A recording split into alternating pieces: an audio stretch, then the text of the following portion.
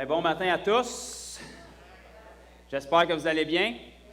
Je commence toujours en disant ça parce que par la grâce de Dieu, si vous n'allez pas bien, vous allez ressortir d'ici en allant bien parce que le Seigneur a donné sa vie à cher prix pour que vous alliez bien. Fait que faites-y plaisir puis allez bien, s'il vous plaît. Dites à votre voisin ce matin, on a un Dieu qui parle. Ouf. Moi, il y en a qui n'ont pas pris le café. OK, on va le réessayer comme si vous le croyez vraiment. Dites à votre voisin, on a un Dieu qui parle. Avec un livre qui parle. Parle-moi, Seigneur. Ah, bon, c'est mieux, c'est mieux. Donc, ce matin, on va, comme Frère Poulain a dit, on va prêcher à partir de la parole. Je ne sais pas encore sur quoi je vais prêcher, le Seigneur doit le savoir, mais je le sais qu'on va être bénis, puis je le sais que le Seigneur veut nous transformer. OK? Donc, on n'est pas ici pour être flatté dans le sens du poil, on est ici pour être dépeigné au point qu'on perd toute notre dignité et qu'on ressort en ressemblant à Jésus. Amen. Je veux commencer le temps avance, je ne veux pas prendre beaucoup de temps, mais j'aime ça commencer toujours en donnant des petits témoignages et des moyens témoignages et des gros témoignages parce que le Seigneur se spécialise dans les témoignages. Et Frère Poulain parlait de délivrance il y a quelques minutes, puis ça m'a fait penser à ça. Je crois que je l'ai déjà partagé un petit peu les dernières fois que j'avais prêché ici, mais pour ceux qui ne le savent pas, moi je suis cuisinier depuis environ l'époque d'Abraham, ça fait très longtemps que je fais ça. Et puis je travaille dans un restaurant à Bromont. Puis naturellement, je ne mets pas Jésus sur la tablette quand je m'en vais au travail parce que j'ai besoin qu'il soit avec moi. Parce que dites-le pas, mais je ne suis pas vraiment là pour tourner des steaks. Je suis plus là pour qu'il rencontre le Seigneur en utilisant les steaks comme excuse. Et puis l'an dernier, quand on a déconfiné, le Seigneur a commencé à agir au travail. Mon patron s'était fracturé ou fêlé une côte, puis il a été guéri en quelques secondes dans le restaurant. Ça faisait une semaine plus qu'il se traînait devant tous les employés, puis qu'il avait de la misère à bouger son bras. Il a été guéri en quelques secondes.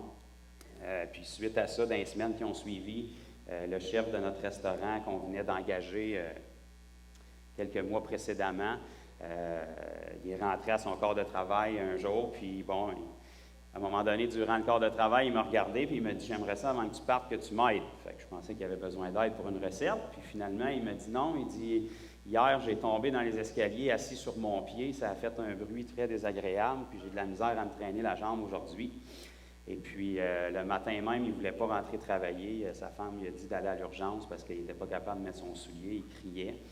Donc, j'ai prié pour lui avant de finir le corps de travail, puis aussitôt que j'ai commandé à ses ligaments puis à tout ce qui était déchiré de rentrer en place, il a senti un courant électrique jusque dans son talon, puis il a été guéri. Puis, depuis ce temps, ben, il en parle allègrement à tout le monde, autant au travail qu'à tous ses amis. Et puis, quelques semaines après, un de ses amis qu'on avait engagé au travail se plaignait qu'il avait des maux de dos, puis il était guéri devant mon chef aussi, dehors, sa jambe allongée devant les yeux du chef. Donc, ça a continué comme ça, et depuis ce temps-là, moi, naturellement, depuis ça, c'est arrivé, ben, je parle de Jésus, puis à chaque corps de travail, on en parle, puis j'ai même plus besoin d'aborder le sujet, souvent, c'est lui qui l'aborde. Et puis, là où je veux en venir, c'est qu'il y a quelques semaines, en fait, depuis l'an dernier que j'y parle de Jésus, puis on a parlé de délivrance, on a parlé de démons, puis on a parlé naturellement de guérison, parce qu'il l'a vécu lui-même, mais il y a quelques semaines, il m'a dit, je veux juste te dire, j'ai prié la semaine passée ici dans la cuisine, puis lui, il vient d'une famille assez particulière, puis son père était un peu troublé, son père s'est enlevé la vie assez jeune, puis les enfants ont grandi avec toutes sortes de, je vous épargne les détails, là, mais il y avait toutes sortes de fabulations dans la tête de son père. Puis depuis qu'il est décédé, son père, en fait, bien, tous les enfants de la famille sont pris avec des genres d'oppression, où est-ce que lui, dans ses termes, il me disait que son père venait les hanter de temps à autre. Puis là, depuis qu'on se connaît naturellement, il a saisi un petit peu plus que c'est pas nécessairement son père, mais c'est les esprits qui étaient sur son père qui reviennent pour toucher les enfants. Puis bref, quand ça vient sur eux, ils commencent un peu à être troublés, puis ils sentent full négatif, puis ils voient tout noir. Fait que l'autre semaine, j'étais rentré au travail, puis il m'a dit, c'est ça, il dit, j'ai prié la semaine dernière, il dit, j'étais juste ici devant il m'a montré où est-ce qu'il était dans la cuisine, puis il dit, j'ai senti encore comme quand l'esprit de mon père vient pour nous troubler puis nous tourmenter, puis c'était vraiment négatif, puis lourd, puis il dit, depuis le temps que je le vis, je suis capable de reconnaître quand ça vient sur moi. Puis il dit, au lieu de faire comme que je fais d'habitude, il dit, j'ai fait exactement comme quand tu as prié pour mon pied. Il dit, j'ai dit, dans le nom de Jésus, Esprit, tu vas me lâcher. Puis j'ai même pas eu le temps de finir ma phrase, j'ai senti que ça a levé, puis ça a parti.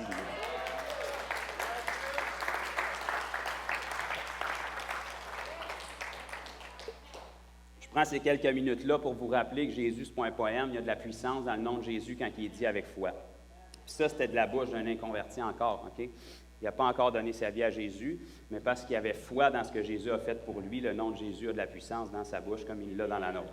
Amen. Donc, négligeons pas ce nom-là. Puis on va essayer de parler de lui ce matin. Si vous êtes d'accord, si vous n'êtes pas d'accord, bien, il y a en masse de portes où vous pouvez quitter. Je vais me prêcher à moi, puis je vais être bien heureux. Amen. Donc, on va rouvrir la Bible dans un livre assez particulier qu'on va pratiquement jamais dedans. On va le dépoussiérer ce matin. C'est le livre de Jonas. Fait que je vous laisse 20-25 minutes pour le retrouver dans votre Bible.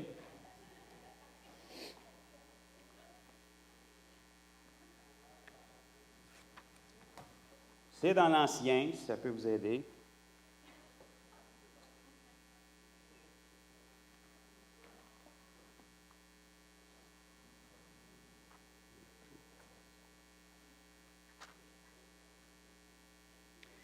Page 1215, pour ceux qui ont des belles Bibles Louis II avec un couvercle en cuir bleu.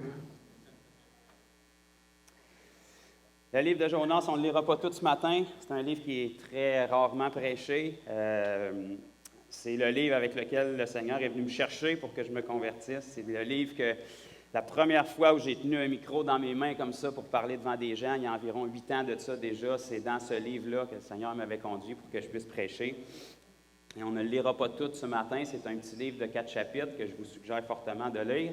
Même les gens du monde le connaissent un petit peu parce que c'est assez farfelu qu'un gars finisse dans le ventre d'un poisson. Mais nous, en tant que croyants, on devrait croire ça, parce qu'on est des croyants. Puis si c'est dans la Bible, il faut le croire.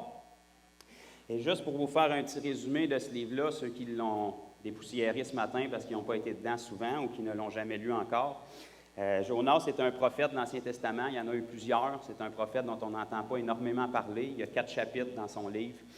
Et puis c'est un prophète à qui Dieu avait donné un message qui n'est pas étonnant pour un prophète, parce que c'est pas mal ça qu'il faisait dans l'Ancien Testament, donner les messages que Dieu leur donnait. Mais ce prophète-là, Dieu lui a dit, tu vas aller prêcher et tu vas aller annoncer mon message à une ville de gens qui étaient vraiment pas fins, qui s'appelait la ville de Ninive. OK? Donc ça, c'était des gens vraiment, vraiment, vraiment pas gentils. Je sais qu'il y en a encore en société aujourd'hui, mais c'était des gens qui faisaient des choses très abominables. Et à l'époque de la Bible, si vous avez déjà lu votre Ancien Testament, c'était très intense et très sanglant. Okay? Ce peuple-là, si vous étudiez, il faisait des choses vraiment terribles. C'était un peuple qui était rempli d'abominations. Il y a même des gens qui disent qu'ils pouvaient aller jusqu'à attacher des esclaves puis leur faire écouter du Éric Lapointe. Donc, c'était vraiment des gens qui faisaient des choses terribles. Blague à part. Donc, Dieu a envoyé son prophète là, et naturellement, le prophète, il a décidé de se sauver de ce que Dieu lui demandait. Donc, mauvaise idée, mais pourtant, on le fait encore aujourd'hui. Donc, le prophète a décidé d'embarquer sur un bateau puis de s'en aller dans la direction opposée. Puis, naturellement, quand tu marches dans des obéissances, c'est pas long qu'il s'est ramassé d'un problème. La tempête s'est levée sur la mer, puis il était assez honnête pour dire à l'équipage, bien, la tempête s'est levée à cause de moi parce que j'ai désobéi à Dieu. Puis, si vous voulez régler votre problème, vous me prenez, vous me jetez dans l'eau, puis ça va régler le problème. Fait que ce que les gens ont fait, c'est qu'ils l'ont pris, puis ils l'ont jeté dans l'eau, puis ça a réglé le problème. Puis ça a fait que tous les gens qui étaient dans le bateau ont vu que le Dieu de ce prophète-là, c'était vraiment le Dieu qui était véritable, parce qu'il avait fait exactement ce que le prophète avait dit. Et quand ce prophète-là s'est retrouvé dans l'eau, bien, Dieu avait suscité un gros poisson qui est venu le manger. Donc, tous ceux qui sont intellectuels et rationnels, c'est là que je viens de vous perdre, là. Le poisson a mangé Jonas. Puis Jonas, comme la majorité des chrétiens aujourd'hui, quand il s'est retrouvé dans l'épreuve, bien là, il a commencé à revenir au Seigneur, puis il a commencé à demander pardon pour ses désobéissances. Puis peut-être quand tu es dans le ventre d'un poisson, dans le fond de l'abîme, ça te remet les idées en place un peu. Puis ce que Dieu voulait, c'était pas de le tuer, puis c'était pas de le faire manger par un poisson, c'était justement qu'il revienne de sa mauvaise voie puis de sa désobéissance. Donc quand il a réalisé ça, la Bible nous dit que Dieu l'a fait recracher sur la terre ferme. Donc le poisson est sorti, puis il l'a vomi. Et puis là, Jonas s'est dit, bon, je ne manquerai pas ma deuxième chance, je vais aller faire ce que Dieu m'avait demandé initialement, puis je n'aurais pas dû prendre le bateau pour me sauver. Donc là, je viens de vous résumer les 3 premiers chapitres de Jonas. Donc Jonas s'est en allé dans Ninive, la grande ville, puis la Bible nous dit était une très grande ville. Puis son message, ça a été 40 jours et la ville sera détruite. Fait que ce n'est pas un message très excitant, très encourageant. La réponse du peuple de Ninive, ça a été qu'ils se sont tous repentis, puis qu'ils ont fait un jeûne avec le sac et la cendre, puis qu'ils se sont tournés vers le Dieu, puis ils n'étaient pas juifs, puis pourtant, ça les a touchés. Donc là, je viens de vous résumer 3 chapitres et demi du livre de Jonas. Je Je voulais qu'on sauve du temps parce que je veux qu'on aille lire à la fin du chapitre parce que l'idée, c'est qu'on veut saisir pourquoi est-ce que Dieu est allé mettre cette histoire-là dans la Bible. OK? Parce que les pages dans la Bible, il n'y en a pas à gaspiller. Chaque mot qui est là, chaque histoire qui est là a un but. Puis tout l'Ancien Testament, naturellement, c'est une époque qui est très loin de nous, mais était là pour nous montrer un aspect du ministère de Jésus qui, lui, est absolument de notre époque. OK? Donc, si on avance au verset 4 du chapitre 4 du livre de Jonas, à partir du verset 5. Donc là, toute la population de Ninive s'est mise à se repentir, puis le prophète de Dieu, il n'était pas content de ça. Vous avez bien compris, le prophète n'était pas content que les pécheurs se repentent. Il aurait aimé mieux que le feu tombe sur eux autres et qu'ils consument. Je vais leur dire. Le prophète de Dieu, il n'était pas content que les gens se repentent. Il aurait aimé mieux qu'il y ait un petit barbecue collectif, puis que le feu tombe, puis qu'ils soient tous détruits. Le prophète de Dieu, OK? Qui était censé aller annoncer un message de repentance. Fait qu'il s'est dit, je vais me mettre stand-by en dehors de la ville, puis je vais regarder ce qui se passe, des fois qui ne seraient pas sincères, puis que le feu pourrait descendre pareil. OK? Donc, c'est à peu près là qu'on va commencer à lire. Ça nous dit ici, chapitre 4, verset 5. Jonas sortit de la ville et s'assit à l'orient de la ville. Là, il se fit une cabane et s'y tint à l'ombre jusqu'à ce qu'il vit ce qui arrivait de la ville. Vous voulez voir si c'était vraiment sincère leur histoire. L'Éternel Dieu fit croître un ricin. Ça, c'est une plante. Qui s'éleva au-dessus de Jonas pour donner de l'ombre sur sa tête et pour lui ôter son irritation. Parce qu'il était irrité que Dieu n'avait pas massacré tout le monde. Il s'est mis dans le désert puis il était fâché, un prophète de Dieu. Dieu l'a pris fâché dans le désert puis il a fait pousser une plante au-dessus de sa tête pour lui donner de l'ombrage. Jonas éprouva une grande joie à cause du ricin, la plante. Dieu vient d'épargner un peuple entier, puis il est fâché, mais parce qu'il y a une plante qui fait de l'ombrage à lui, il est rempli de joie. Mais le lendemain, verset 7, à l'aurore, Dieu fit venir un ver qui piqua le ricin, et le ricin sécha. Oh, c'est Colin. Verset 8, au lever du soleil, Dieu fit souffler un vent chaud d'Orient, et le soleil frappa la tête de Jonas, au point qu'il tomba en défaillance. Il demanda la mort. Il dit, la mort m'est préférable à la vie. Ce n'est pas un poème, là, si Dieu a mis ça dans la Bible, OK? Comprenez pourquoi est-ce que c'est dans la Bible, c'est quoi que le Seigneur veut nous révéler et nous faire comprendre à travers ça. Dieu dit à Jonas, fais-tu bien de t'irriter à cause du ricin? C'est une affaire quand un frère ou une sœur nous reprend, mais quand c'est Dieu qui te le demande, tu fais-tu bien d'être fâché, là? Généralement, la réponse qu'on devrait donner, c'est non. OK? Je pense que c'est ça que Dieu veut faire sortir. Fais-tu bien de t'irriter à cause du ricin, de la plante? Une plante, ça n'a pas une valeur extraordinaire. C'est Dieu qui l'a fait pousser, et elle est morte le lendemain. Est-ce que tu fais bien de t'irriter à cause de ça? Il répondit, je fais bien de m'irriter jusqu'à la mort. Il aurait dû prendre son appel téléphonique et appeler un ami pour être conseillé sa réponse parce que ce n'était pas la bonne. Je fais bien de m'irriter jusqu'à la mort. Et l'Éternel dit, tu as pitié du ricin, une plante. Tu as de la pitié pour cette plante-là qui ne t'a coûté aucune peine et que tu n'as pas fait croître. Elle est née dans une nuit et elle a péri dans une nuit. Verset 11, on va le lire tranquillement. Et moi, je n'aurai pas pitié de Ninive, la grande ville, dans laquelle se trouvent plus de 120 000 hommes. Ça veut dire sans les femmes puis les enfants. Puis dans ce temps-là, des enfants, il y en avait. Fait que ça fait pas mal de monde. Dieu dit « et moi ».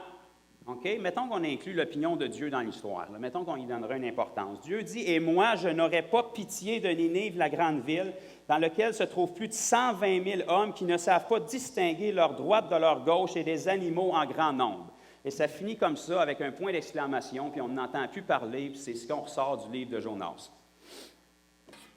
Qu'est-ce que ça veut dire, cette histoire-là? Tous ces 4 chapitres-là aboutissent au verset 11 qui nous démontre c'est quoi le cœur de Dieu.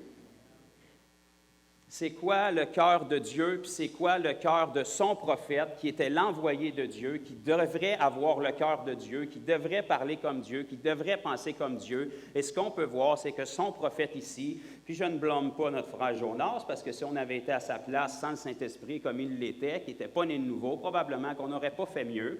Mais ce que je veux faire ressortir, c'est qu'ici, ça nous démontre que le cœur de Dieu était absolument pour ce peuple-là, qui faisait des choses abominables, et Dieu était très au courant des pratiques abominables qui étaient là. C'est des gens qui avaient des pratiques terribles lorsqu'ils allaient conquérir des populations. Souvent, ils décapitaient le roi qui était là, ils accrochaient la tête sur un bâton, puis ils le traînaient en médaille pour tous les autres peuples qui allaient conquérir par après. Ils accrochaient les cadavres sur les poutres des villes pour que ce soit vu devant tout le monde. Ils faisaient des choses terribles.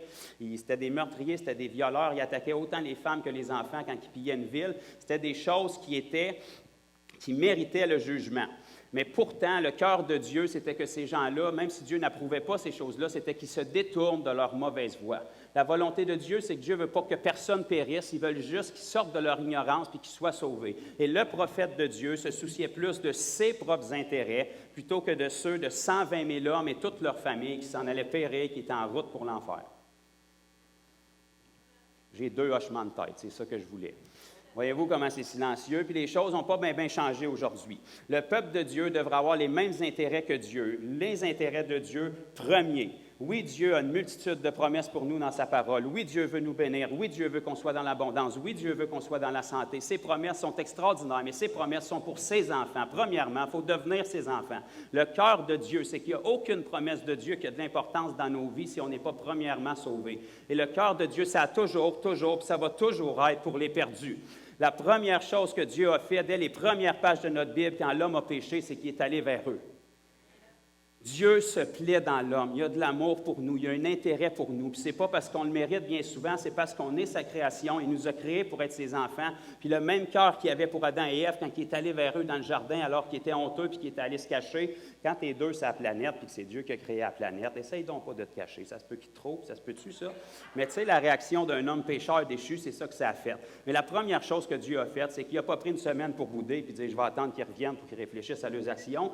Non, il a débarqué puis il est allé directement vers eux. C'est ça le cœur de Dieu pour l'humanité. Son cœur à cette époque-là n'avait pas changé des milliers d'années après avec le peuple de Ninive qui était terriblement méchant.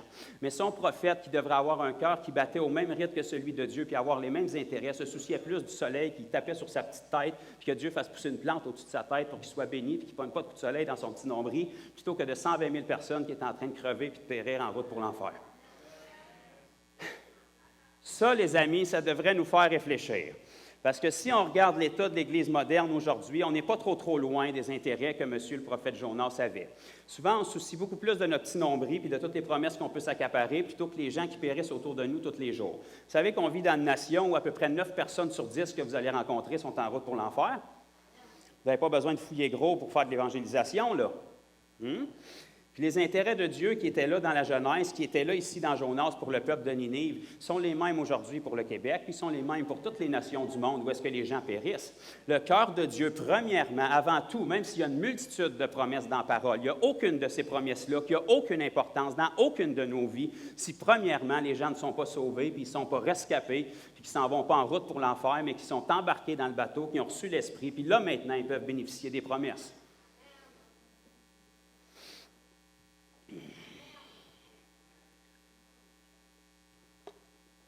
C'est quand même particulier de remarquer que Jésus lui-même, mettons qu'on veut parler un petit peu de Jésus, là, pour avoir de l'air spirituel, ce Jésus-là, dans le Nouveau Testament, dans les Évangiles, à la fin de sa vie, parmi toutes les histoires de l'Ancien Testament, puis il y avait plusieurs prophètes majeurs dans l'Ancien Testament, comme Élie, comme Isaïe, comme Ézéchiel, il aurait pu en prendre plein, mais ce Jésus-là, quand il a fait face à des religieux, il a décidé de faire référence à l'histoire de Jonas.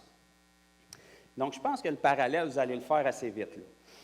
Les pécheurs n'avaient aucun problème avec les signes miraculeux de Jésus, puis Jésus il en faisait abondamment. Partout où est-ce qu'il allait, il n'y avait que des miracles, il n'y avait que des guérisons, il n'y avait que des résurrections, puis c'était partout. Si tu es contre les miracles, tu es contre les guérisons, puis tu es contre les délivrances, coupe les 4 évangiles qu'il y a dans ta Bible, puis mets ça à la poubelle, parce que c'est que ça, tu ne peux pas sauter une page sans qu'il y ait ça. Mais quand ce Jésus-là faisait face à des religieux, ils ont dit « Quel signe tu fais pour qu'on croie en toi? » Genre, les milliers de personnes qui te suivent, qui ont toutes été guéries, délivrées, c'est pas assez. Là. Quel signe tu fais pour qu'on croie en toi? Puis le livre de l'Ancien Testament, à laquelle Jésus a fait référence, c'est celui de Jonas. Il a dit, une génération corrompue et perverse demande un signe. Ça commence bien une phrase, si tu veux te faire des amis. Une génération adultère, corrompue, perverse demande un signe, mais ils n'en auront pas d'autre que celui du prophète Jonas. Vous irez voir, c'est dans vos Bibles. Car de même que Jonas a été 3 jours et 3 nuits dans le ventre du poisson, le Fils de l'homme sera 3 jours et 3 nuits dans le sein de la terre. Mais comme Jonas est ressuscité, puis qui est sorti du ventre du poisson, Jésus est aussi ressuscité. Et si Jésus a décidé de faire un parallèle avec cette histoire-là, c'est parce que le livre de Jonas en entier, cette mise en place-là que Dieu a faite dans la parole, a tout été faite pour nous amener au dernier verset du livre. C'est un livre ouvert, de toute façon, OK? Il s'arrête sur une fin qui n'est pas vraiment une fin.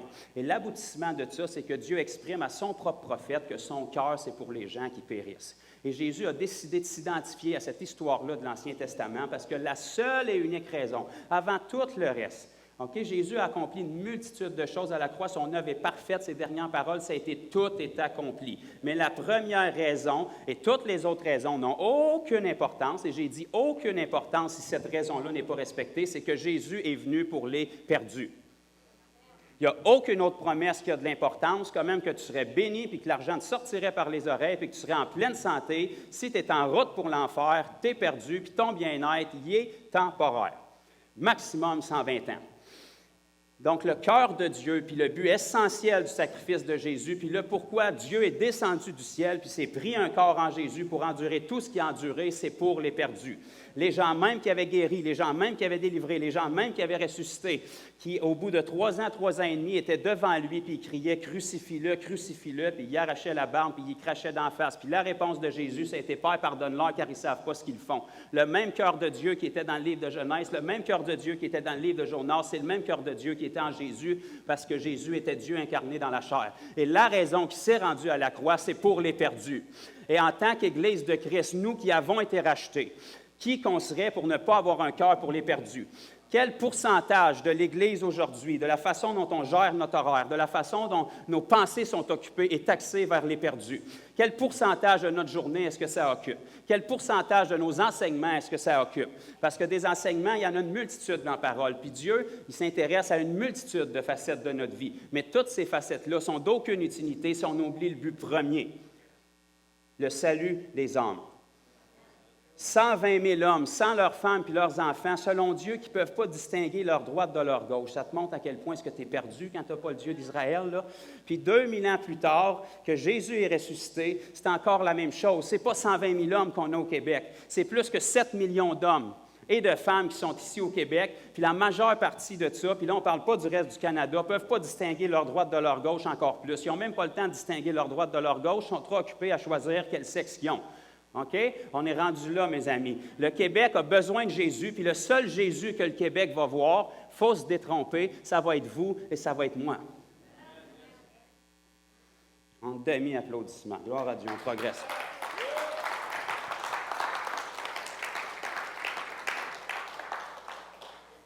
Dieu se plaît dans chacun de ses enfants. Puis ce matin, comprenez-moi, puis de toute façon, si vous me connaissez, vous êtes habitués, je ne suis pas là pour condamner personne, mais je suis là pour qu'on se réveille, puis qu'on réaxe nos horaires, et puis qu'on réalise où est-ce qu'il est notre focus, puis c'est quoi qu'on garde comme but en premier. On peut venir 52 semaines par année à l'Église, puis prêcher toutes les promesses de Dieu qui sont dans cette parole-là, puis c'est vrai, puis sont valables, puis sont pour nous autres. Mais ces promesses-là sont pour un enfant de Dieu, et un enfant de Dieu a comme but premier les âmes. Parce que le but premier de Dieu, c'est les âmes.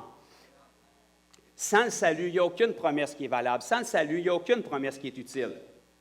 Le cœur de Dieu devrait être le cœur qu'on a en nous. Parce que c'est ça le miracle de la nouvelle naissance. Quand Dieu est venu nous sauver, il a pris notre cœur de pierre et il nous a donné un cœur de chair. Un cœur qui bat au même rythme que le sien. Un cœur qui a les mêmes intérêts que lui. Un cœur qui fixe son regard où est-ce que lui les fixe. Et les regards de Dieu, mes amis, ils sont constamment fixés sur les perdus. Okay? Parce que la dispensation dans laquelle on est, puis la seule raison pourquoi Jésus n'est pas encore revenu, c'est à cause de ça. La Bible nous dit qu'il n'est pas en retard dans l'accomplissement de ses promesses, mais il fait durer sa patience parce qu'il désire qu'aucun périsse. 1 Timothée 2,4, la volonté de Dieu, c'est que personne périsse, mais que tous arrivent à la repentance. Mais tous ne pourront pas arriver à la repentance si tous n'ouvrent pas leur bouche pour parler de la repentance. Et tous n'arriveront pas à la repentance si nous, on ne vit pas une vie repentie, puis on ne se sert pas du Jésus qui est en nous pour aller leur porter. 2 Corinthiens, chapitre 4, verset 6. Je vais y aller. Si vous ne voulez pas y aller, vous allez voir, c'est bon.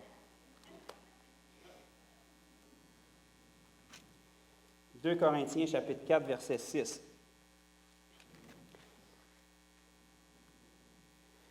Ça, c'est un verset qui va venir nous encourager et nous adoucir un peu après les 3-4 taloches qu'on vient d'avoir. Là, ça dit ici, 2 Corinthiens, chapitre 4, verset 6. « Car Dieu qui a dit, « La lumière brillera au sein des ténèbres », a fait briller, OK, c'est au passé, a fait briller, c'est fait. Quand même que le diable, il crierait et qu'il ne serait pas content, c'est fait. A fait briller la lumière dans nos cœurs. Pas juste sur vous, dans vous. La lumière qui devait briller au sein des ténèbres a brillé, puis elle n'a pas seulement brillé à travers Jésus. Depuis ce temps-là, si vous êtes un enfant de Dieu, elle brille dans vos cœurs. Dans, ça veut dire dans. OK? Fouillez dans l'hébreu et dans le grec cette semaine, c'est ça que ça veut dire. Dans vos cœurs, dans nos cœurs, pour faire. Pour faire resplendir la connaissance de la gloire de Dieu sur la face de Christ. Verset 7. Nous portons ce trésor. Bon, selon Dieu, on a un trésor. Selon la majorité des chrétiens, on n'a rien pantoute, puis on est des minables, mais selon Dieu, on a un trésor. Nous portons, OK? Nous, ça c'est nous. Porter, ça veut dire porter. Fait que nous portons ce trésor. Pas une poignée de change, là. Ce trésor. Pas un trésor qu'on a creusé dans la terre et qu'on a trouvé, là. Un trésor selon Dieu. Dieu, il connaît pas mal d'affaires. Il connaît pas mal les taux d'échange. Fait que s'il considère ça comme un trésor puis il le place en toi, il serait bon de t'enligner avec parce que la bourse, il est au courant de ça. OK? Donc, ce trésor, nous portons ce trésor dans des vases de terre. Fait que tous ceux que vous rencontrez dans votre vie qui vous regardent un petit peu de haut, là, prenez le temps de leur rappeler qu'ils étaient de mode de boîte comme vous, puis on part tous de la même souche. Là, ils se tiennent parce qu'ils sont un peu humidifiés, mais mecs qui crèvent, ils vont sécher, puis ils sont poussière, puis ils retournent dans la poussière. Puis si Jésus ne revient pas, avant qu'on décède, ça va être la même chose pour nous autres. La seule différence, c'est que notre poussière est remplie de l'esprit de vie, puis mec, la trompette sonne, elle va se remettre en place, puis elle va devenir glorieuse. C'est ça la seule différence.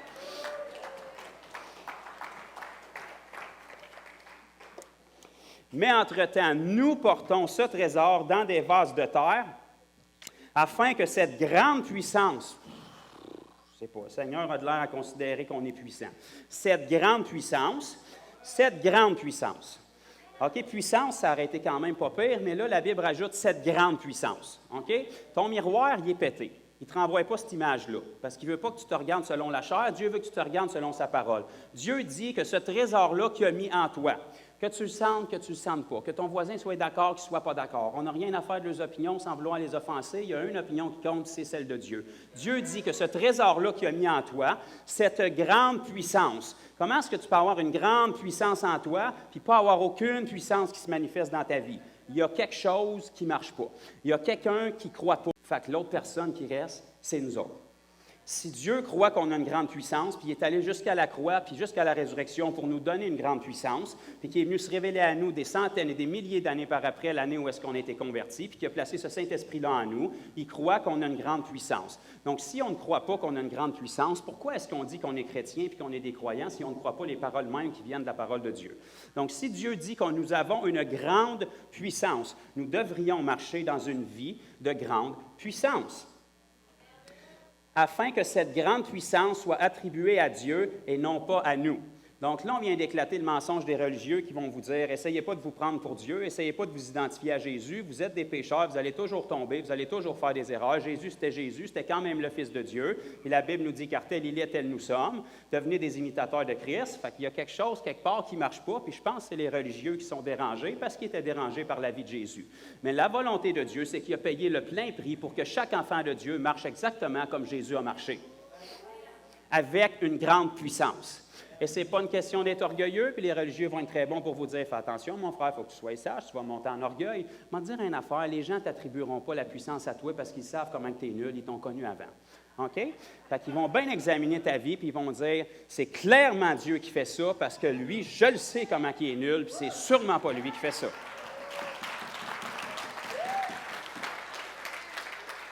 Ça veut dire que la puissance dans laquelle on doit marcher dans nos vies ne doit pas être attribuable à notre propre connaissance, à notre sagesse ou à notre éducation.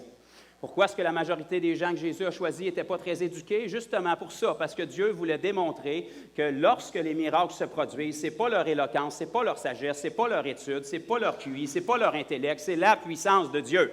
Cette puissance-là est mise dans des vases de terre. Quand les gens voient la puissance, ils ne voient pas le vase de terre, ils voient quelque chose qui est invisible, qui est caché, qui a été mis en dedans. Mais lorsqu'on marche par la foi, cette puissance-là qui est à l'intérieur devient visible. On rend les œuvres de Dieu visibles et c'est ce que Jésus faisait. La Bible nous dit qu'il était l'image visible du Dieu qu'on ne peut pas voir. Pourtant, le prophète Isaïe, dans l'Ancien Testament, nous dit qu'il n'y avait rien pour attirer les regards. Moi, il me semble, si je verrais Dieu passer, ça attirerait mon regard. Ça attirerait mon regard. C'est peut-être moi qui est trop intense pour Jésus, mais ça attirerait mon regard. Mettons que je regarde à Moïse dans l'Ancien Testament, ça a quand même attiré son regard quand Dieu est passé. Il a été obligé de le cacher dans une roche pour pas qu'il explose par la puissance de Dieu. Puis il a juste vu le derrière de Dieu. Fait que moi, ça attirait mon regard. Pourtant, Jésus était l'image visible du Dieu invisible, puis il n'y avait rien pour attirer les regards. Pourquoi? Parce que la puissance était à l'intérieur. La nature était à l'intérieur. Comment est-ce qu'elle se manifestait, puis comment est-ce que les gens pouvaient savoir qu'il y avait quelque chose de surnaturel avec cet homme-là, qui était juste un charpentier, puis qu'il n'y avait rien d'extraordinaire extérieurement? C'est parce qu'il y a des œuvres de puissance qui émanaient de Jésus. C'est parce qu'il y a des paroles de puissance qui sortaient de sa bouche. Quand Jésus parlait, le monde, il ne dormait pas. Il y avait un feu qui brûlait en dedans. Il y avait quelque chose qui attisait. Il y avait quelque chose qui se disait, même si c'est dur, puis intense, puis difficile à croire qu'est-ce qu'il me dit, il y a quelque chose en dedans de moi qui dit la vérité. Il y a une crédibilité. Puis même si je ne voudrais pas croire, veut pas, les aveugles voient, les sourds entendent, puis les boiteux marchent. Fait que ça, la religion ne peut pas faire ça. Les gens sont allés vers Jésus, puis ils ont dit, on le sait que tu es un prophète envoyé de Dieu, parce que personne ne peut faire les miracles que tu fais si Dieu n'est pas avec lui. Et quand la dernière fois que quelqu'un vous a dit ça? Wow, on a perdu une coupe dans la mienne. Bon, ça veut dire qu'on a à travailler. Parce que s'ils l'ont fait à Jésus, puis que la Bible nous dit que si on croit en Jésus, les œuvres qu'il a accomplies, on va les faire. Checkez bien l'autre bout, il est dur à digérer, et même de plus grande. C'est encore dans nos Bibles, OK? Bien, ça veut dire que si Jésus l'a fait, c'est possible pour nous de le faire. Puis si notre entourage ne le fait pas, notre modèle, ce n'est pas notre entourage, c'est Jésus. Parce que semaine après semaine, ça fait longtemps que je suis dans l'Église, puis à tous les fois qu'on chante des chants, c'est Jésus le Sauveur, puis c'est Jésus le Seigneur. On ne chante pas « c'est mon voisin, mon Sauveur, c'est mon voisin, mon Seigneur ». Moi, si c'est Jésus ton Seigneur, ton modèle, c'est Jésus. Tu n'as pas à justifier une vie avec un manque de puissance puis une vie charnelle parce que ton voisin puis ton entourage sont charnels. Tes yeux sont censés être sur Jésus. Sinon, quand on vient ici dimanche après dimanche, on va se faire des beaux drapeaux puis on va chanter « Mon voisin, c'est mon Seigneur ». Mais là, si on sent que c'est Jésus notre Seigneur, notre modèle, c'est Jésus, puis on devrait vivre pour rien de moins que la vie de Jésus.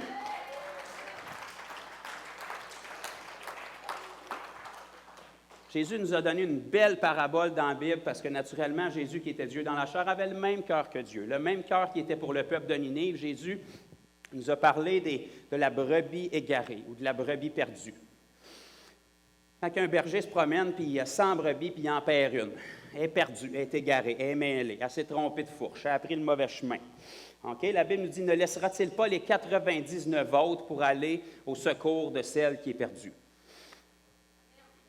Puis pour être sûr qu'on comprenne et qu'il n'y ait pas de confusion, là, la Bible va nous dire qu'il y a plus de joie au ciel pour un seul pécheur qui se repent que pour 99 justes qui sont déjà sauvés. Ça veut-tu dire que Dieu n'aime pas les 99 justes? Absolument pas. S'ils sont sauvés, c'est la preuve qu'ils les aimaient. Mais ils sont sauvés. Ils sont sauvés. Ils ont déjà la vie. Ils ont déjà l'assurance de leur salut s'ils persévèrent jusqu'à la fin. Ils ont déjà le Saint-Esprit. Ils ont déjà la possibilité d'avancer. Ils ont déjà la parole. Ils ont déjà la révélation pour comprendre la parole. Celui qui est perdu, il ne l'a pas. Il ne peut pas distinguer sa droite de sa gauche. Certainement, on va laisser les 99 autres pour aller à celle qui est perdue, qui a besoin du Seigneur, qui, si elle décède demain ou après-demain, sa route, c'est l'enfer. Puis on ne veut pas ça. Dieu a donné sa vie en Jésus pour ne pas que ça arrive. Et il a placé ce message-là en nous. Un grand trésor, une grande puissance dans des vases de terre. Ça, c'est vous puis c'est moi. La seule outil que Dieu avait pour sauver l'humanité, c'était Jésus. Cette partie-là est faite. Jésus a tout accompli ce qu'il avait à accomplir. Il est retourné au ciel par après. À partir de ce moment-là, le seul outil que Dieu avait pour sauver l'humanité à travers ce que Jésus a fait, c'est d'envoyer l'Esprit Saint. Cette partie-là est déjà faite. Vous irez voir dans votre Bible, dans Acte 2, c'est déjà accompli. Que tu le veuilles ou pas, c'est fait. Que Satan ne soit pas de bonne humeur, c'est fait. Il est trop tard. Ce Saint-Esprit-là, il ne l'a pas juste envoyé sur la terre pour qu'il flotte et qu'il perde son temps. Il est venu le placer en nous. La Bible nous dit que nous sommes le temple du Saint-Esprit maintenant. Parce que nous sommes des fils et des filles, Dieu a placé dans nos cœurs l'Esprit de son Fils, l'Esprit Saint, l'Esprit de Jésus. Donc, si le seul outil que Dieu avait pour sauver l'humanité était Jésus, puis depuis que Jésus est parti, le seul outil que Dieu a pour nous rappeler ce que Jésus a fait, c'est le Saint-Esprit, puis que ce Saint-Esprit-là a été placé en nous. Quel est le seul outil que Dieu a maintenant pour que les gens puissent être sauvés? Bingo! Il y en a 2-3 de ce bord-là qui ont compris. Je vais prêcher plus de ce bord-là. Le seul outil que Dieu a maintenant pour sauver l'humanité, c'est vous et c'est moi avec le message qu'on transporte. Le seul Jésus que les Québécois vont voir, ça va être celui que vous transportez. Le seul Jésus que les Québécois vont voir, ça va être celui que vous parlez. Le seul Jésus que les Québécois vont voir, c'est celui que vous manifestez. Parce que les gens n'ont pas beaucoup d'importance à ce que vous allez leur dire et puis leur parler de Jésus, parce que quand vous dites Jésus, eux, ils entendent religion. Quand même que vous le dites avec une voix bien mélodieuse, tout ce qu'ils entendent, c'est religion. Ici, au Québec, si vous leur parlez de Dieu, ils pensent tout de suite catholicisme. Si vous leur parlez d'église, ils pensent cathédrale. Si vous leur parlez de pasteur, ils pensent curé. OK? Vous voyez qu'on vit dans deux mondes différents, puis peu importe comment vous êtes éloquent dans votre parole, vous ne changerez pas cette mentalité-là de leur tête. Ça va prendre, mes amis, le Saint-Esprit, et il faut que l'Esprit que vous ayez en vous soit capable de faire des choses qu'eux ne peuvent pas faire. Il faut que le Saint-Esprit que vous avez en vous soit capable de faire des choses qui vont vous permettre de vous distinguer, qui va vous permettre de faire des choses qu'aucune autre des religions, qui soit dit en passant, il y en a une multitude dans le monde. Juste en Inde, ils ont 300 millions de dieux. OK? Puis là, on n'a pas touché aux autres pays. Fait que des religions dans le monde, il y en a en masse, ils ont toutes des valeurs, ils ont toutes des dogmes de foi. Ça va nous prendre quelque chose, quelque part, qui nous permet de nous distinguer des autres. Puis Jésus était bien au courant de ça, puis il y avait déjà des religieux à son époque, donc Dieu avait permis que Jésus soit loin du Saint-Esprit pour qu'il puisse faire des choses qu'aucune religion du monde peut faire. Actes chapitre 10, verset 38 nous dit « Ne savez-vous pas comment Dieu a oint de Saint-Esprit et de puissance? Jésus de Nazareth. » C'est détaillé. Saint-Esprit, puissance, Jésus de Nazareth. Il n'y a pas erreur sur la personne, on sait exactement c'est lequel. Qu'est-ce qu'il faisait avec cette puissance-là puis cet esprit-là? Il allait de lieu en lieu, faisant du bien, guérissant tous ceux qui étaient sous l'empire du diable. Ça, mon ami, tu essaieras ça avec ta religion, peu importe c'est laquelle, tu ne guériras pas les gens avec ta religion. Tu ne chasseras pas les démons avec ta religion. Il y en a qui ont essayé dans la Bible, puis vous lisez les versets suivants, sont partis à la course, puis tout nus. Fait que ça n'a pas trop bien marché pour eux autres. La religion, ça ne chasse pas les démons. La religion, ça ne ressuscite pas les morts. La religion, ça ne fait pas de miracles, ça ne multiplie pas les pains. Puis la religion, ça ne guérit pas les malades.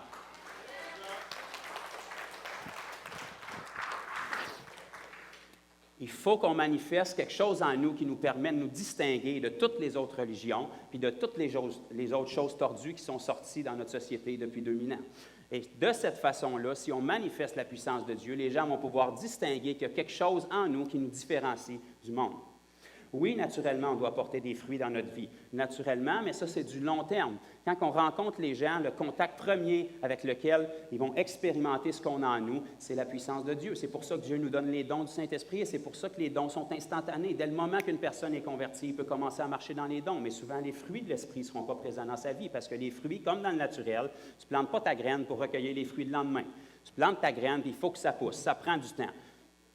Tu peux aider la semence à grandir, tu peux arroser, tu peux y donner du soleil, tu peux émonder, puis ça va pousser naturellement. Toi, tu peux faire des choses pour favoriser ça, mais veux pas, ça va prendre du temps pour que la maturité vienne, puis que le fruit devienne bon, de qualité et goûteux.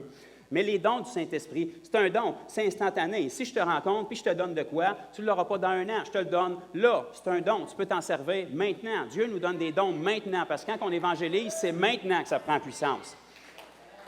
Tu ne veux pas dire à la personne que tu rencontres dans la rue, viens me voir dans 1 mois, puis je vais te guérir. Non, il y a mal là, puis il veut Dieu là. C'est là qu'il a besoin d'aide. C'est là que ça nous prend les dons. Une fois qu'il est converti, là, il a besoin de regarder à ta vie, parce que le seul Jésus qu'il connaît, c'est toi. Donc, il va regarder à ta vie, puis là, tu es mieux d'avoir des fruits dans ta vie, parce que la Bible nous dit que celui qui s'identifie à Jésus doit marcher comme Jésus a marché. Jésus ne marchait pas dans le péché, ne marchait pas dans l'adultère, ne marchait pas dans la pornographie, ne marchait pas dans le blasphème. Donc là, les gens doivent voir les fruits dans notre vie, parce que là, une fois qu'ils sont convertis, leur modèle, c'est toi. Oui, on doit les pointer vers Jésus, mais l'apôtre Paul disait « Soyez mes imitateurs comme je suis moi-même de Christ ». Les gens vont regarder à nos vies. Là, on doit porter des fruits. Là, on doit avoir une maturité. Mais initialement, pour l'évangélisation, les outils que Dieu nous donne, c'est sa puissance et ses dons, et on doit rechercher ces choses-là. Pas de puissance, pas de conversion. Pas de puissance, pas d'évangélisation. Ça, évangélisation, ça ne va pas chercher plus que 2 amens d'habitude.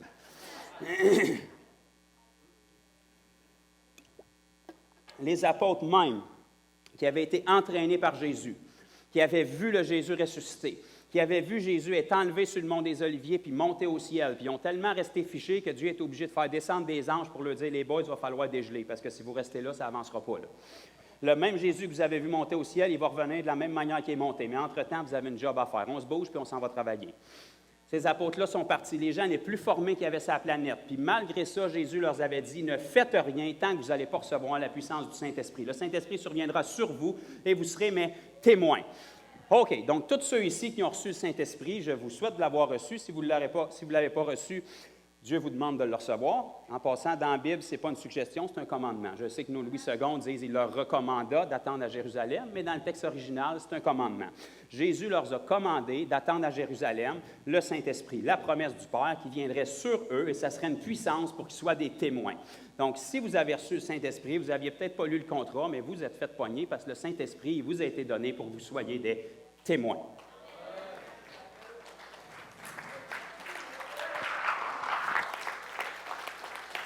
Le Saint-Esprit, ce n'est pas une affaire de ministère, ce n'est pas une affaire de pasteur, ce n'est pas une affaire de prophète, d'évangéliste, de prophète, d'évangéliste, d'enseignant, c'est une affaire d'enfant de Dieu, de disciples. La mission des âmes, puis le but pour être un témoin que le Saint-Esprit nous a été donné, tous ceux qui reçoivent le Saint-Esprit, ça veut dire qu'ils sont appelés des témoins. Puis comme le Saint-Esprit n'a pas été déversé que pour les apôtres qui étaient là, bien forcément, tout le monde doit être un témoin. Dès le moment où tu reçois le Saint-Esprit, le Seigneur t'appelle à être un témoin. Ta voix doit être entendue. La Bible nous dit comment est-ce que les gens vont se convertir s'ils n'entendent pas le message. Puis comment est-ce qu'ils vont l'entendre si personne n'est envoyé pour les annoncer?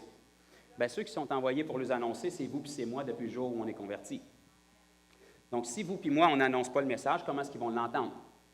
Parce que vous pouvez vérifier, c'est à la TV, il n'y a pas grand message de l'Évangile qui se donne là.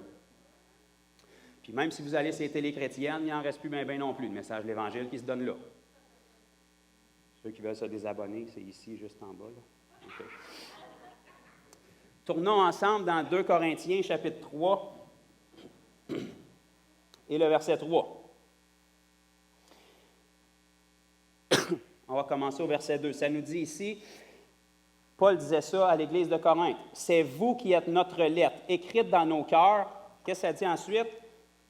« Connue et lue de tous les hommes. » OK, là, ça semble être différent d'une foi personnelle, tout seul dans ta chambre. Là. Une lettre écrite dans nos cœurs, connue et lue. OK? Si c'est connu, c'est connu. Si c'est lu, ben, c'était visible. Pour tous les hommes. Bon, bien là, plus grand place pour se cacher. Là. Fait que l'idée dans l'histoire, c'est que Dieu voulait que ça soit public. Là. Il ne veut pas que ça soit une fois caché. Là. Il ne voulait pas que son sacrifice passe dans le beurre. Là. Verset 3, vous êtes manifestement. Bon, manifestement, c'est quand même assez public, ça aussi. Là. Une lettre de Christ par notre ministère, non avec de l'encre, mais avec l'Esprit du Dieu vivant. Non sur des tables de pierre, mais sur des tables de chair, sur les cœurs. Donc ça veut dire que vous et moi, dès le moment où on a donné notre vie à Jésus, puis que le Saint-Esprit il est venu inscrire toutes les lois de Dieu qu'on avait sur des tables de pierre dans l'Ancienne Alliance, puis il est venu les inscrire maintenant sur notre cœur.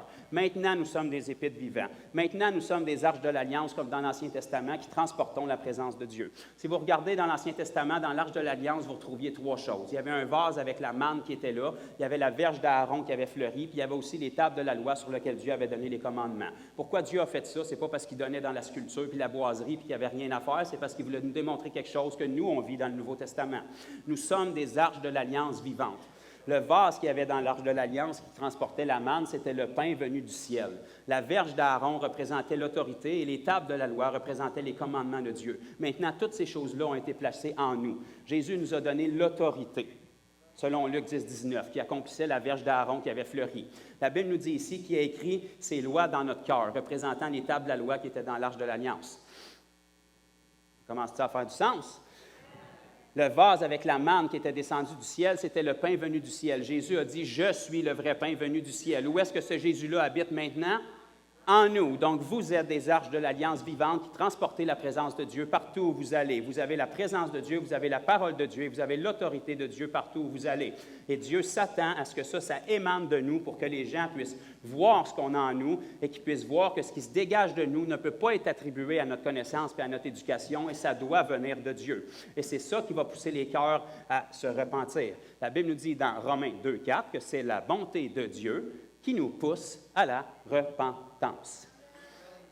Donc, quand les gens rencontrent un chrétien, ils ne doivent pas avoir le goût d'aller se pendre après vous avoir parlé. Ils ne doivent pas avoir le goût de rentrer en consultation chez un psychologue après vous avoir parlé.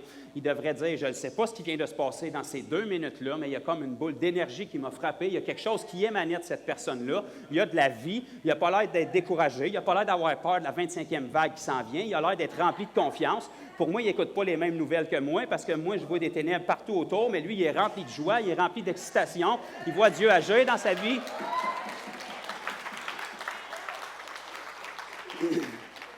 Ça, c'est la vie que Jésus menait dans un contexte qui était extrêmement défavorable. Vous savez que Jésus était juif dans la chair et que le peuple juif était sous l'esclavage romain durant le ministère de Jésus. Pourtant, ça ne l'a jamais arrêté. Vous savez que Jésus, ces journées, là, je ne sais pas qui c'est qui faisait le planning, mais c'était vraiment, vraiment pas cool, toutes les affaires qu'il y avait à son horaire. Premier message, je me fais pousser en bas de la montagne. Après ça, je reçois des roches. Après ça, il faut que je me cache. Après ça, il faut que je trouve une place à dormir. Après ça, il faut que je trouve de la nourriture pour les 12 qui me suivent. Puis celui qui me suit est en train de voler dans la bourse. Ça, c'était le planning de Jésus. Pourtant, il n'est jamais découragé, jamais démoralisé. On ne voit pas aucun verset dans les évangiles où est-ce qu'il est parti prendre un break, une vacance, consulter un psychologue chrétien. Non, parce que Jésus avait ses yeux fixés sur le but. C'est les âmes. C'est normal des tribulations, c'est normal des persécutions. Je suis une lumière, puis c'est des ténèbres. C'est normal qu'ils ne seront pas d'accord. Mais partout où est-ce que la lumière arrive, par exemple, les ténèbres, ils s'en allaient. Il faisait bien des persécutions pour pas que la lumière vienne, mais quand la lumière arrivait, là, il commençait à négocier. Ne nous tourmente pas tout de suite avant notre temps.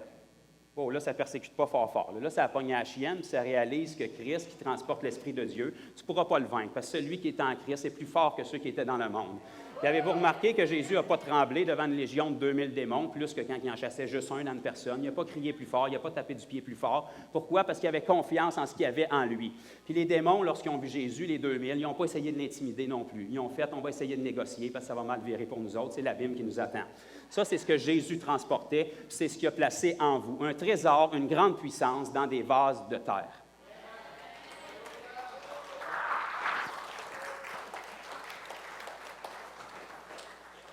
Matthieu, chapitre 5.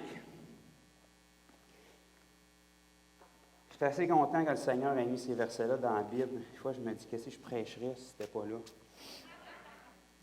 Matthieu, chapitre 5, verset 13. Ça, c'est un autre verset tannant pour la religion qui t'enseigne à vivre ta foi tout seul dans ton cœur pour ne pas offenser personne. Matthieu, chapitre 5, verset 13.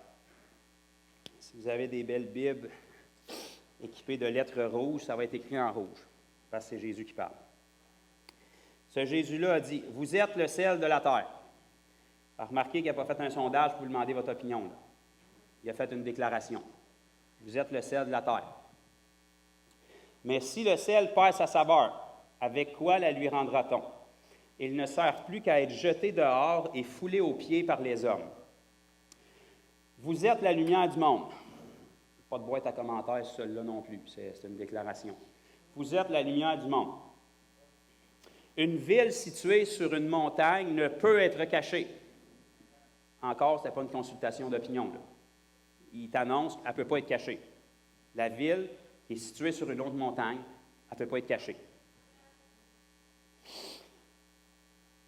Verset 15. « Et on n'allume pas une lampe pour la mettre sous le boisseau, mais on la met sur le chandelier et elle éclaire tous ceux qui sont dans la maison. » Encore une fois, il n'a pas pris le temps de vous demander votre opinion puis de faire un vote collectif. Il a dit « elle éclaire tous ceux qui sont dans la maison. » Ça ne veut pas dire que tous ceux qui sont dans la maison vont rester sous la lumière, vont accepter la lumière, vont être d'accord avec la lumière. Il y en a qui vont peut-être sortir, se sauver, parce qu'ils n'aiment pas la lumière. Mais ça ne change pas que la lumière va éclairer tous ceux qui sont dans la maison. Si tu n'aimes pas la lumière, ce n'est pas moi qui bouge, c'est toi qui bouge. Je n'ai jamais vu les ténèbres éteindre la lumière. Il n'y a pas personne qui rentre dans une pièce en se disant « fait vraiment clair ici, peux-tu allumer les ténèbres? » Non. Les ténèbres, c'est une erreur, c'est une anomalie. Dieu n'a pas créé ça. Les ténèbres, c'est l'absence de lumière. Ça veut dire que là où il y avait de la lumière, pour une raison quelconque, il n'y a plus de lumière, puis là, les ténèbres ont pris la place. C'est des anomalies, c'est des voleurs. Donc, quand il y a de la lumière, il n'y a pas de ténèbres. Quand tu allumes une lumière, il n'y a pas de ténèbres qui peuvent éteindre une lumière. Le rayon de la lumière peut être limité, mais la lumière, elle va toujours briller. Aussitôt qu'il y a une lumière d'allumer, les ténèbres reculent. Tu ne vois jamais une lumière se battre avec les ténèbres pour que ça recule. Là. Aussitôt que la lumière est là, ça recule. Aussitôt que tu allumes une chandelle, les ténèbres reculent. la chandelle, elle ne force pas du nez, tu ne la vois pas crier. Aussitôt qu'elle est allumée, automatiquement, les ténèbres reculent. Ils ne peuvent pas endurer ça. Okay? Ça, c'est vous, puis ça, c'est moi. Puis en passant, vous n'êtes pas une petite chandelle, une petite allumette, là, hein? Vous êtes un feu dévorant. La même colonne de feu qui dirigeait le peuple d'Israël dans l'Ancien Testament, qui était suffisamment énorme pour éclairer des millions de personnes au beau milieu du désert. Moi, dire une affaire, dans le désert, il fait noir, il n'y a pas grand lampadaire, fait que ça prenne un bon éclairage. Bien, cette même colonne de feu-là, c'est la même qui a été divisée en langues de feu qui ont reçu au jour de la Pentecôte dans votre Bible. Une grande puissance, pas une petite allumette, pas un petit spark de lighter, une grande puissance qui est faite pour chasser les ténèbres. On continue à lire. Que votre lumière, verset 16, que votre lumière luise ainsi devant tous les hommes, ça c'est Jésus qui parle, hein? Afin qu'ils voient vos bonnes œuvres. Oh, voyons, Seigneur, une affaire d'orgueilleux, ça, mes œuvres, les œuvres, on fait ça en cachette, là. Et qu'ils glorifient votre Père qui est dans les cieux. Fait que selon Jésus, la façon dont vous pouvez faire briller votre lumière, c'est que les gens voient vos bonnes œuvres et qu'ils glorifient votre Père qui est dans les cieux. Maintenant, qu'est-ce que ça veut dire? La majorité du temps, si vous faites des bonnes œuvres en société, la dernière affaire que les gens vont faire, c'est glorifier Dieu. Ils vont glorifier vous. Vous êtes une bonne âme, vous êtes gentil, vous êtes rempli de compassion, vous êtes généreux. Il devrait y avoir plus de gens comme vous en société. Ça ne glorifie pas Dieu. Ça veut dire que les œuvres auxquelles Dieu fait référence ici, quand il nous parle à travers la bouche de Jésus, ce doit être des œuvres qui ne peuvent qu'être associées à la puissance de Dieu. Parce qu'autrement, si vous faites des bonnes œuvres, la gloire n'ira pas à Dieu, elle va aller à vous. Certainement, on peut nourrir quelqu'un qui a faim. Ça, un athée peut faire la même chose. Certainement, on peut vêtir quelqu'un qui a froid. Ça, un athée peut faire la même chose. Certainement, on peut aider quelqu'un à traverser la rue. Ça, un athée peut faire la même chose. Ce n'est pas ça qui va faire que les gens vont glorifier Dieu. Nous devons pratiquer ces choses-là à combien plus forte raison quand les gens du monde qui n'ont même pas le Saint-Esprit sont capables de le faire. C'est normal qu'on ait ces bonnes œuvres-là dans notre vie. Mais les bonnes œuvres à laquelle Dieu fait référence ici, puis que Jésus cite à ses disciples, c'est des œuvres qui doivent permettre aux disciples de se distinguer pour que les gens, en voyant nos œuvres, disent « ça ne peut qu'être Dieu qui agit à travers toi », comme ils ont fait avec Jésus. C'est sûr que tu es un prophète envoyé de Dieu parce qu'il n'y a personne qui peut faire les miracles que tu fais si Dieu n'est pas avec lui. Quand Jean-Baptiste s'est retrouvé dans une mauvaise position à la fin de sa vie puis qu'il s'est retrouvé en prison, sachant très bien que la prochaine étape, c'est... Il a décidé d'envoyer ses disciples dire à Jésus, « J'ai peut-être fait une erreur sur la personne, pourtant j'ai bien vu l'Esprit descendre sur lui puis j'y ai bien dit que c'était le Messie, mais là je suis en prison puis ça ne regarde pas bien pour moi.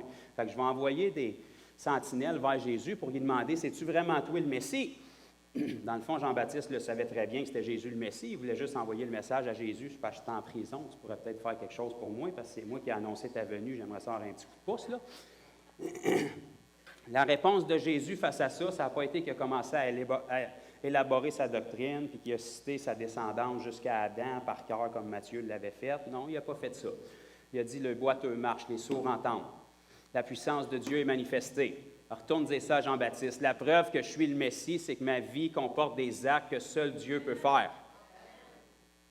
Dans le but d'amener les gens au salut. Oui, le salut est important, oui, le salut est primordial, mais on n'aura pas de salut, on n'aura pas de mouvement de réveil, on n'aura pas l'attention des gens si la puissance de Dieu ne revient pas dans la vie de chaque enfant de Dieu.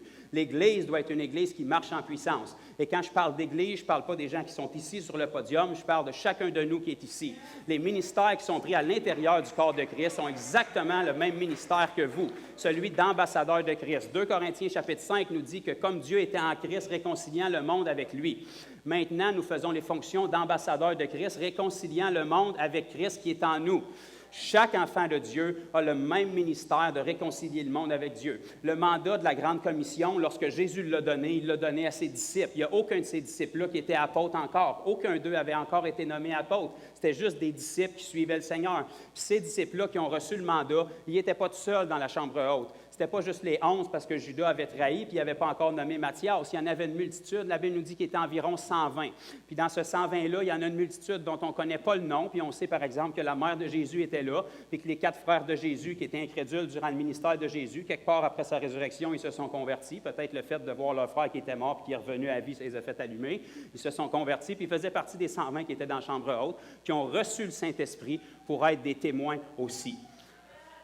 Vous ne me ferez pas croire que les 120 qui étaient là étaient tous des apôtres. Ces gens-là étaient simplement des disciples qui suivaient le Seigneur, qui ont reçu le Saint-Esprit puis qui ont reçu le mandat de témoigner puis de marcher avec une vie de puissance. pour que les œuvres qu'ils transportent dans leur vie fassent que quand les gens regardent dans leur vie, ils se disent « ça ne peut que venir de Dieu ». Ces signes miraculeux-là, ça ne peut que venir de Dieu. Tout ce que j'ai fait avec mon chef, c'est que j'y ai prié pour son pied, puis Dieu l'a guéri. Depuis ce temps-là, il dit à tout le monde, ça ne vient pas de moi, ça vient de Dieu. Mais lui, il sait qu'est-ce qu'il a vécu, parce que c'était son pied, puis c'est lui qui avait mal. Ce n'est pas moi qui avais mal, c'est lui qui avait mal. Ce n'est pas mon pied, c'est son pied. Lui, il sait qu'est-ce qu'il a vécu. Puis il sait que moi, je suis capable de couper de la viande avec des couteaux, puis capable de flipper des steaks. C'est ça que je suis capable de faire. Je ne suis pas un guérisseur de pieds, je n'ai pas la capacité de faire ça. Il faut que la source vienne d'ailleurs. Il faut que la puissance vienne d'ailleurs. Parce qu'au moment où j'ai dit « ligaments, soyez guéris », le choc électrique qui a passé dans son pied pour que les ligaments reconnectent, ce n'est pas ma main qui peut faire ça. Il faut qu'il y ait une autre source derrière. Il faut qu'il y ait quelque chose derrière qui fait ça. La Bible nous dit dans Hébreux 1,3 que Jésus était le reflet de la gloire de Dieu et l'empreinte de sa personne. Quand tu as une empreinte, tu ne vois pas la personne, mais tu sais que la personne, forcément, était derrière l'empreinte quand l'empreinte a été faite. Notre vie doit être comme ça. Quand on passe quelque part, on doit laisser une empreinte pour que les gens sachent qu'il y avait quelque chose en arrière de nous qui était surnaturel. Il y avait quelque chose qui émanait de nous qui ne pouvait pas venir de nous seulement. Ça devait être une force surnaturelle. Ça devait être l'autre dimension qui opérait à travers nous. C'est ça qui va pousser les gens à réaliser que le message qu'on dit, forcément, c'est le vrai message. Parce que si ce n'était pas le vrai message, ils ne pourraient pas produire des miracles. Puis les mêmes apôtres qui ont reçu le Saint-Esprit au jour de la Pentecôte, avec tous les autres qui étaient là, puis qui ont prêché l'Évangile, puis qui ont eu 3000 conversions dans le livre des Actes, chapitre 2, ces mêmes apôtres-là, les prochains paragraphes de votre Bible que vous lisez, vous irez voir, c'est là, ces mêmes apôtres-là, leur prochaine prière après avoir vécu un réveil comme ça a été « Seigneur, il va falloir que tu étendes ta main pour faire des signes, des prodiges et des miracles au nom de ton Saint-Serviteur Jésus, parce que sinon, ils n'écouteront pas notre message. Sinon, on va se prendre une roche sur le bord de la tente. Sinon, on va finir sur la croix comme toi, tu as fini. Il faut que tu étendes ta main, parce que sinon, ils ne seront pas prêts à nous recevoir. Étends ta main pour qu'ils se fassent des signes, des prodiges et des miracles puissants au nom de Jésus quand on rouvre notre bouche pour parler, parce que sinon, on est cuit. Même si on est la lumière, même si on a la vérité, même si on leur donne le message, tu leur as donné le message, puis regarde qu'est-ce qu'ils t'ont fait. Fait qu'il va falloir qu'il y ait des signes appuyer pour que le message puisse passer.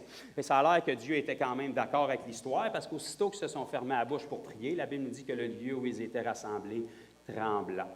Et ils furent tous remplis du Saint-Esprit. C'est drôle, ça fait 2-3 paragraphes qui ont été remplis du Saint-Esprit, là. Mais Jésus a cru bon de les remplir à nouveau parce qu'il veut qu'on reste remplis. Si tu as été baptisé du Saint-Esprit il y a 30 ans, puis tu as donné 3-4 mots en langue, puis depuis tu ne reparles plus en langue, tu as peut-être besoin d'un petit refresh. Tu as peut-être besoin de remettre un petit peu d'huile dans ta lampe. Parce que si tu vas lire dans Matthieu 25, si ta lampe n'est pas pleine, ça ne regarde pas bien pour toi. Fait que Dieu veut que notre lampe soit pleine. Puis la façon pour que notre lampe soit pleine, c'est qu'on reste proche de l'huile. Puis l'huile a toujours représenté le Saint-Esprit. Puis ce Saint-Esprit-là, si on se consacre à lui, puis qu'on est actif pour le royaume de Dieu, bien, ce Saint-Esprit-là va augmenter en nous, puis on va constamment être débordant. Ce Saint-Esprit-là qui déborde de nous aussi, qui va tomber sur des gens autour de nous. Puis les gens vont dire, je ne sais pas qu'est-ce qu'il y a avec cette personne-là, comme les 2 disciples sur la route d'Emmaüs, dont on ne connaît même pas leur nom, mais on va savoir que lorsque Jésus les a quittés, ils vont dire, est-ce que notre cœur brûlait en dedans de nous lorsqu'il nous racontait les Écritures? C'est quand la dernière fois qu'on a rencontré un chrétien, puis qu'après l'avoir quitté, notre cœur brûle en dedans de nous? Généralement, on a le goût d'aller consulter quand on rencontre des chrétiens, tellement leur vie est misérable. Ça, ce n'est pas normal. On devrait avoir une vie de victorieux. Ce n'est pas suffisant de réciter « J'ai la victoire par le sang de Jésus, je suis la tête et non la queue ». L'idée de le réciter, c'est qu'on le croit. Puis si on le croit, ça va s'accomplir dans notre vie. Mais ça ne pourra jamais s'accomplir dans notre vie si on ne garde pas nos yeux fixés sur le but premier. La Bible nous dit « Cherchez premièrement », Matthieu 6,33, vous irez voir, « Cherchez premièrement le royaume de Dieu et sa justice ». C'est quoi le premier intérêt du Seigneur? On l'a lu tantôt dans Jonas, c'est les âmes perdues. Les intérêts pour le royaume de Dieu, c'est que les gens soient dans le royaume. Ça prend de l'évangélisation, ça prend des saluts. Cherchez premièrement le royaume de Dieu. Cherchez premièrement le salut des hommes. Cherchez premièrement les brebis perdues. Et toute chose vous sera donnée par-dessus. Depuis que je suis converti au Seigneur, j'ai axé mon cœur à amener les perdus à l'Évangile et je peux vous dire, je n'ai jamais manqué de rien. Pourtant, je ne cherche pas les autres choses. Je n'ai jamais lu les livres des 12 étapes et des 12 clés du succès pour avoir un compte de banque rempli, mais pourtant, je ne manque de rien. Pourquoi? Parce que quelqu'un qui s'enrôle dans l'armée, puis qui est un soldat, il accomplit sa tâche, puis l'armée prend soin du reste. Il n'a pas à se questionner s'il va avoir un repas sur la table, il n'a pas à se questionner s'il va avoir des trous dans ses bottes. Il prend soin de sa tâche, puis l'armée prend soin du reste. Un enfant de Dieu qui garde ses yeux sur le but, qui garde ses yeux sur la même chose qui tient le cœur de Dieu, c'est-à-dire les âmes perdues, s'il garde son focus là-dessus, puis qu'il s'efforce de vivre sa vie de cette manière-là, puis de mettre une partie majeure de son horaire à ça. Dieu va prendre soin de ses besoins. Parce que si on cherche premièrement le royaume de Dieu et si notre cœur est à la même place que celui de Dieu pour les perdus, Dieu, forcément, il va prendre soin de nos besoins. Parce que si nos besoins ne sont pas rencontrés, on ne peut pas accomplir ce qu'il nous demande de faire. Et Dieu se cherche activement. Dieu parcourt la terre, puis il cherche activement des gens à qui envoyer, qui sont prêts à dire « Me voici, envoie-moi ». Puis Dieu dit « Ça fait 2000 ans que je t'ai envoyé, je t'ai équipé, puis je t'ai envoyé dans la moisson ». Le problème, ça n'a jamais été la moisson. La moisson est blanche. Le problème, c'est les ouvriers. Prie le maître de la moisson d'envoyer des ouvriers. Puis si tu n'es pas convaincu, vas-y dans la moisson, puis tu vas voir que tu as besoin de prier pour envoyer des ouvriers. Puis pendant que tu pries pour envoyer des ouvriers, reste pas assis sur ton divan pour que Dieu n'envoie. Toi, tu es un ouvrier, va dans la moisson, puis pendant que tu es dans la moisson, prie pour que Dieu t'envoie des gens qui vont venir avec toi, à ta gauche, à ta droite, que vous allez pouvoir vous mettre ensemble puis avancer. Donne l'exemple par ta vie, porte les fruits par ta vie, démontre par ta vie les conversions. Puis quand les gens vont voir que ça fonctionne à travers toi puis qu'ils savent comment tu es nul, ils vont se dire certainement je peux faire aussi bien, sinon plus. Fait que ça va leur donner un petit coup de pied puis ils vont commencer à venir à côté de toi, ils vont te prendre par la main puis ils vont faire quelque chose puis là on va avancer. Parce que le Seigneur ne reviendra pas tant que l'Évangile ne sera pas annoncé sur la terre entière. Puis si on laisse la terre entière et qu'on s'occupe juste du Québec, je peux vous assurer qu'ici au Québec, l'Évangile n'a pas été annoncé aux Québécois. La religion est annoncée, leur perspective de Jésus est annoncée, leur perspective de l'Église de Dieu est annoncée, de toutes les choses traumatisantes que l'Église a pu faire dans le passé. Mais le vrai Jésus de la Bible, qui fait des signes, des prodiges et des miracles, qui peut transformer un cœur de pierre en cœur de chair, qui peut prendre quelqu'un aussi pourri que les habitants de Ninive, puis les transformer en une parole d'un prophète habillé bizarre qui est venu leur parler, ce même Dieu-là, les Québécois ne l'ont pas rencontré. La bonne nouvelle de l'Évangile, que Dieu, ce n'est pas une religion, c'est un Jésus qui est vivant, qui est actif, puis tu peux le rencontrer ici et maintenant. Je m'en fous comment tu es habillé, je m'en fous de quoi tu as l'air, je m'en fous comment la vie t'a malmené. C'est là, c'est ici et maintenant. Il est vivant ou il ne l'est pas. Le Saint-Esprit est en moi ou il ne l'est pas. Je peux tout par celui qui me fortifie ou pas. Ou la Bible est vraie ou on la jette. Si c'est vrai, on y croit, on va de l'avant, puis on va vers les gens, puis on va voir Dieu être fidèle. Parce que Dieu cherche des hommes et des femmes simples, qui ne sont pas des prophètes, des pasteurs, des docteurs, des apôtres, des gens qui ont simplement reçu le Saint-Esprit pour être un témoin, qui vont aller donner ce trésor-là, qui est dans un vase de terre, à des gens qui ont aussi des vases de terre, mais qui sont vides, qui ont grandement besoin d'un trésor en eux. Puis ce trésor-là qui est en vous va traverser à travers vous, puis va toucher ces gens-là. Ça, c'est le mandat de l'Église, les amis.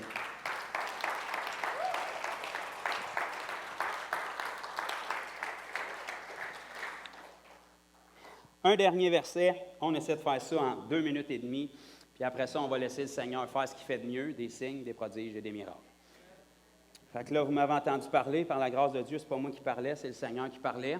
Maintenant, on va le laisser faire ce que celui peut faire. Fait que peu importe votre problème ce matin, si vous en avez, merci Seigneur si vous n'avez pas, c'est ça que Dieu veut, que vous n'ayez pas. Mais si vous en avez, que ce soit physique, que ce soit émotionnel, que ce soit des gens dans votre entourage, je ne peux absolument rien faire pour vous. Mais la bonne nouvelle, c'est que le Jésus qui est en moi, il peut absolument tout faire pour vous. Puis je suis d'accord pour me mettre en accord avec lui pour faire quelque chose pour vous. Parce que la Bible nous dit dans Philippiens 4,13, « Je peux tout ». Okay? Ce n'est pas écrit « Dieu peut tout ». Ça ne prend pas de foi pour dire que Dieu peut tout.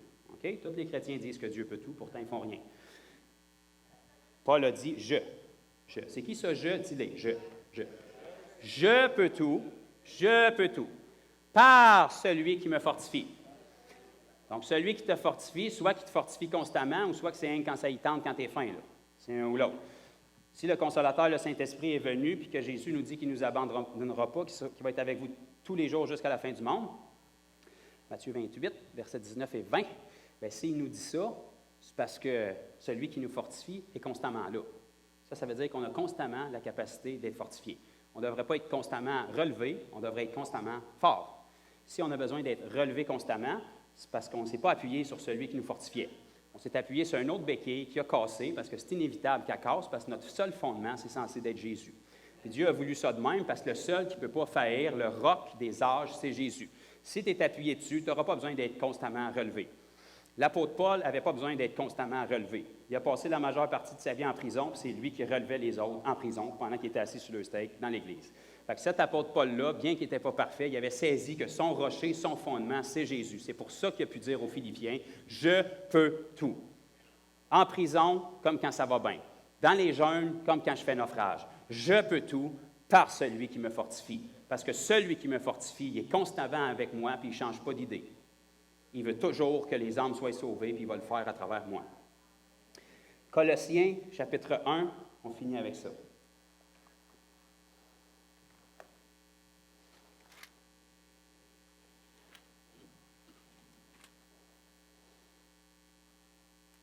Colossiens chapitre 1, versets 9 et 10. Paul va dire aux Colossiens ici, « C'est pour cela que nous aussi, depuis le jour où nous en avons été informés, nous ne cessons de prier Dieu pour vous et de demander que vous soyez remplis de la connaissance de sa volonté en toute sagesse et intelligence spirituelle. » Verset 10, « Pour marcher d'une manière digne du Seigneur et lui être entièrement agréable. » Là, ça devrait être le signal pour un chrétien qui aime le Seigneur d'ouvrir grand ses oreilles et de se dire, si je vais être entièrement agréable au Seigneur, la prochaine phrase qui suit est importante. OK? Mettons qu'on veut être agréable au Seigneur. Là. Faites comme si. Là. Donc, mettons on veut être agréable au Seigneur. La prochaine phrase nous dit, portant des fruits en toutes sortes de bonnes œuvres et croissant par la connaissance de Dieu. Donc, pour être entièrement agréable au Seigneur et marcher d'une manière digne du Seigneur, si je fais juste citer ce qui est écrit au verset 10, là, il faut porter du fruit en toutes sortes de bonnes œuvres. Quel genre de fruit que la Bible fait référence ici, puis quel genre d'œuvre que la Bible fait référence ici? Je suis vraiment content que vous me posiez la question. Notre Bible nous dit dans Hébreux 11.6, « Sans la foi, il est impossible de lui être agréable. » Vous irez voir, c'est encore écrit. Donc, la Bible ne peut pas se contredire. La Bible te dit ici que pour être agréable, il faut que tu produises des œuvres, puis dans Hébreux 11.6, ça te dit que sans la foi, c'est impossible de lui être agréable. Fait que si tu fais une petite équation et tu mets les deux ensemble, ça veut dire que les œuvres qui vont te permettre d'être agréable au Seigneur, c'est des œuvres qui nécessitent de la foi. Quelles œuvres qui nécessitent de la foi? Tout ce que l'homme est incapable de faire. Qu'est-ce que l'homme est incapable de faire? Tout ce qui est surnaturel. Tout ce qui est au-dessus de la capacité humaine. Tout ce qui est guérison. Tout ce qui est délivrance. Tout ce qui est résurrection. Tout ce qui est don du Saint-Esprit.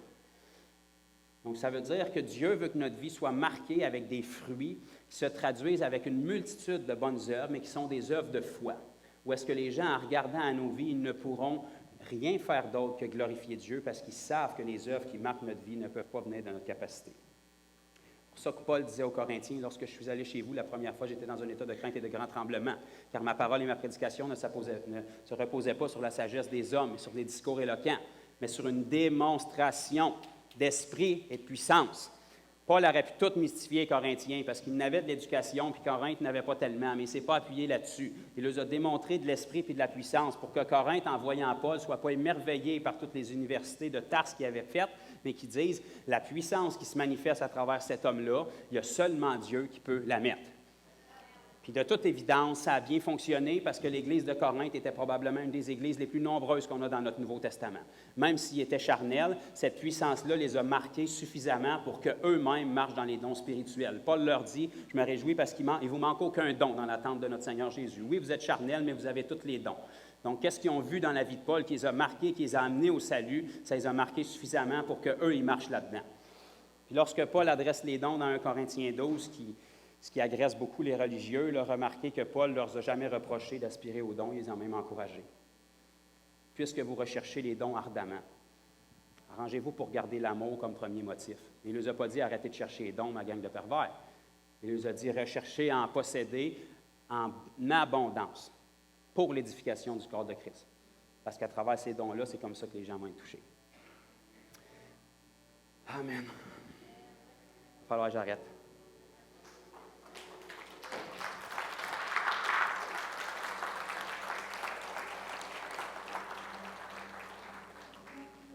Comme je dis souvent, je n'ai jamais terminé, je fais juste arrêter. Et j'espère qu'au moins une phrase que j'ai pu vous dire ce matin dans les millions que j'ai dit qui a pu toucher votre cœur, ne serait-ce que Jésus. Ce Jésus-là, il parle par lui-même. Le Jésus de la Bible, c'est un Jésus qui est puissant. Quand même que la religion vous a renseigné d'autres choses, que votre entourage vous a renseigné d'autres choses, puis que vos expériences de vie vous a renseigné d'autres choses. Le Jésus de la Bible, c'est un Jésus qui est puissant. C'est un Jésus qui est le même hier, aujourd'hui, éternellement le même. S'il faisait des miracles et il n'en fait plus aujourd'hui, on jette la Bible. S'il faisait des miracles et il n'en fait plus aujourd'hui, qu'est-ce qui nous fait croire qu'on est sauvé? Parce que ça, c'est un miracle en soi. Ce Jésus-là, il peut tout. Tout ce qu'il cherche, c'est de la foi. Lorsqu'un homme est allé vers Jésus et il a dit « Si tu peux m'aider, fais quelque chose », ça n'a pas très bien passé avec Jésus. Si vous regardez sa réponse, elle était assez directe et elle avait un point d'exclamation. Jésus il a remis la réponse droite d'en face.